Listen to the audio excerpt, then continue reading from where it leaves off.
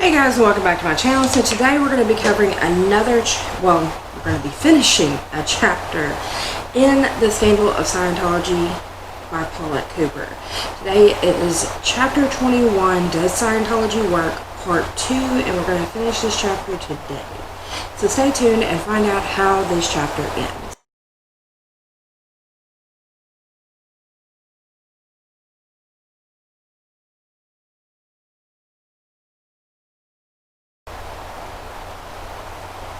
Alright guys, so like I said in the intro, we're finishing chapter 21 today. This is the last official chapter of the book, but there are some extra pieces, a conclusion, a story, some small bits at the end that we are also going to cover. So there should be a couple of more episodes from the Scandal of Scientology before we move on to another book. So we're going to start where we left off. Previously we were talking about the gains and some fascinating claims that were made by Scientology. So here we go with a slightly similar case occurred in England. In March of 1967, Mr. Peter Gordon got up in Parliament to describe the case of one of his constituents, Karen Henslow, a 31-year-old manic depressive who had been institutionalized 3 times. Scientologists were aware of her background. Her contact with Scientology started when she met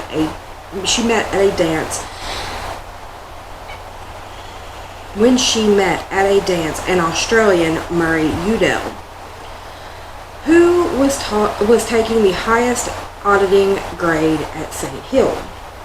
He began to audit Miss Henslow, although she told him of her illness, and in January she was interviewed at St. Hill. Karen told her mother that she had mentioned her illness to them, saying, quote, "I told her all about my illness and I cried. She, probably the registrar, was sweet and understanding. Later in May, she was offered a job as a, quote, progress and filing clerk for about $18 a week, of which she had to relinquish about $10 for bed and breakfast. So that would leave her $8 to buy toiletries, food, whatever. Now, let's step back and look at this. This is a woman who is a diagnosed manic depressive. She's been institutionalized 3 times, which definitely precludes her from being a part of Scientology, but of course in those early years they wanted to get in some of those wins and show progress, so of course they were more lax on people that had been institutionalized or seen psychiatrists. She informed them of her illness so they knew what they had on their hands, and yet here we go. After 2 weeks in Scientology, she disconnected from her mother and wrote saying, quote, "I do not want to see you or hear from you again. From now on, you don't exist in my life." The same day, the mother received a second letter with no date apologizing for the first letter and saying she wanted to, quote, nullify it as a communication and that it was mailed without her permission. Quote, "You are the last person I want to disconnect from," she wrote. Later, among Karen's possessions were 4 more letters labeling friends and relatives suppressives. On July 27th, 2 months after she began Scientology, Karen arrived at her mother's house dressed in only a nightgown and raincoat and shoes, and, quote, in a complete deranged condition. According to her mother, with her was Mr. Udell, along with another Scientologist. Mrs. Henslow said that the other Scientologist had processed Karen for 3 hours the previous night to try to get her better. It apparently didn't work. Later that night, Karen went screaming from her house and was subsequently put in a mental institution. The consulting psychiatrist in charge of her case allegedly said that Scientology had, quote, probably precipitated her collapse. Karen felt she had benefited from Scientology and stated that she wanted to return to it when she left the hospital. Now, you have a manic depressive person who has been institutionalized on 3 separate occasions, and you have her in one of these auditing sessions with the repetitive motion and the very direct questions, the very pressing questions, and they're trying to dig into her background, whatever, for 3 hours. The woman snapped. This was worse on her medical condition and her mental health than it could have been beneficial. And subsequently, she went in for a 4th stay into an institution because of this issue. During a subsequent interview on the matter, Mr. Udell, who had gotten Karen into Scientology, allegedly, quote, answered questions with an unblinking stare, and a colleague said Mr. Udell was, quote, in cycle and not to be interrupted, and referred inquiries to Mr. Reg Sharp, Mr. Hubbard's personal assistant. Mr. Sharp, a man in his 60s who wears a badge of a, quote, clear, and is said to work for Hubbard for no pay, said, quote, we tried to help this girl. We did not know she had a mental history. Now let's stop there. We did not know she had a mental history, even though she told the registrar about her medical condition and her previous mental institutionalizations. So, flat out lie. Why? Because with her latest snap and going into an institution, they could be held directly liable for her issues. Quote, we do not take on for processing anyone who has got a mental history. That such a statement is not true seems obvious, not only from this case, although the Scientologists claim that they did not know about her illness, but that only Mr. Udell did. Of course, we have to have a fall guy. Udell happens to be the fall guy in this situation. Every single time something goes wrong, one of the lesser high-ranking Scientologists is going to take a fall to keep those at the higher levels. And this time Hubbard, and our time now would be Miscavige. Instead of things falling back on them, they'll have a fall guy every time. But also from another letter reported to the Daily Mail in England. This letter was allegedly written by 2 Scientologists to tell the success story of a girl who went to St. Hill.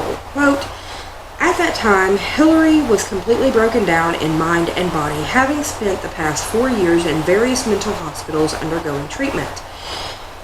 In reading Hubbard's work, one comes across references to psychotic people that were helped. And in his PABS, Pre-Clear Auditor's Book, number 3, Hubbard even told what procedure to use in, quote, processing psychotics versus neurotics.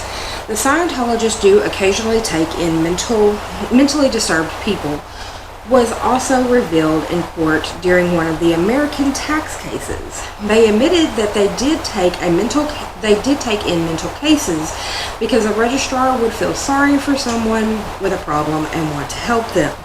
Attorney Michael I. Sanders had asked, question, were exceptions, such as people taken in who were disturbed, made in those cases where the pre-clear had available funds?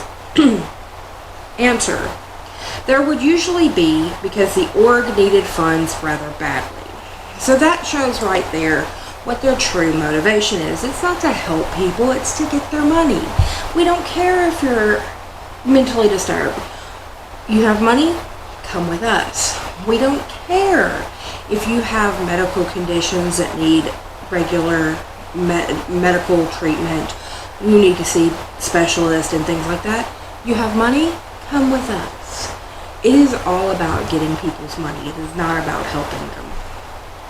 In addition to working with mentally disturbed people, or at least people who have been institutionalized at one time, there are also some evidence that they have worked with mentally deficient people. The Ability magazine, Hubbard once described the case of a person with an IQ of 73. which is officially classified as a, quote, moron, which he raised to an 88, which, by the way, is still classified as a moron. So even there, you have people who have certain issues. Low IQ, mentally, I hate this word, but mentally retarded people, things like that. You have money? Come with us. We're not really going to help you, but we want your money. Despite these cases and others, Scientology claims that no one has ever been harmed by Scientology or Dianetics.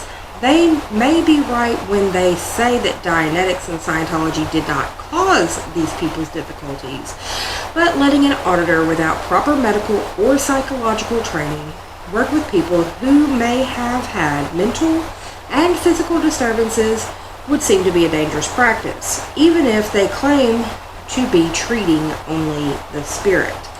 And that is another very clear thing that needs to be put out there. If you have a person that is mentally ill, there are certain ways that you can handle that person, talk them through things. You cannot be confrontational with them. You cannot dredge up certain memories because it may cause more harm, especially if you have no psychological training. If you do not know how to deal with a person that has manic depression, depression, any of these things, you're going to cause harm. These auditors are just people off the street that took some Scientology courses that made them an auditor. They do not have any official clinical training. And having an auditor try to help people by taking them back to the womb and their former lives might not be as beneficial as having them talk out the real problems in their real life. And that is another thing. You have people with mental issues talking about, quote, past lives.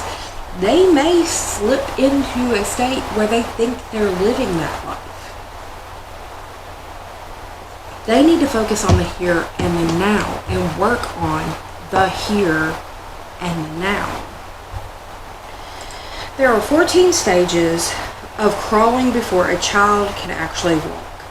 The mind, too, develops in a somewhat hierarchical manner, and each of these steps must be stabilized somewhat before the person can safely move from one to another. Scientologists encouraged by auditors whose qualifications are questionable may move on to the next step before they are ready to handle it. And like walking before you can crawl, they may fall flat on their psychological faces. Which is very true, and that is something that a lot of people do not take into account when they're talking about these things. You cannot just jump into mental health. Yes, you may want to help people. I'm sorry, I have like this really bad tickle in my throat. And I don't know what it is. Oh, it's driving me crazy. Anyway, you cannot just jump into these fields and act like you know everything. You need some very direct training. And you need some very direct ways of handling people. People in Scientology do not have this training and will not get this training. So that ends chapter 21. And that is the last official chapter in the book. Now, I just pulled up the conclusion. It doesn't seem like it is that long. Man, I need to stop coughing. That is driving me nuts. Let's see here. We have a couple of quotes to end the book out. And there is a Scientologist story that I really want to get to. So, God. In the next episode, we will probably cover a couple of these, if not all 3 of these, and be finished with this book. And then we are going to move on to another book. I do not know if we're going to do the Leah Remini book yet, or another book that I have on my Kindle, but as soon as I figure that out, I will let you guys know. If you have any questions, comments, or concerns other than my coughing like a mad woman right now, leave it in the comment section down below. I will get back to all of you guys. Also, in the description box, there are 4 ways to support the channel: Patreon, PayPal, Minds, and Cash App. And if you could, please do. All of that money goes right back into the channel. I will have this chapter linked in the description.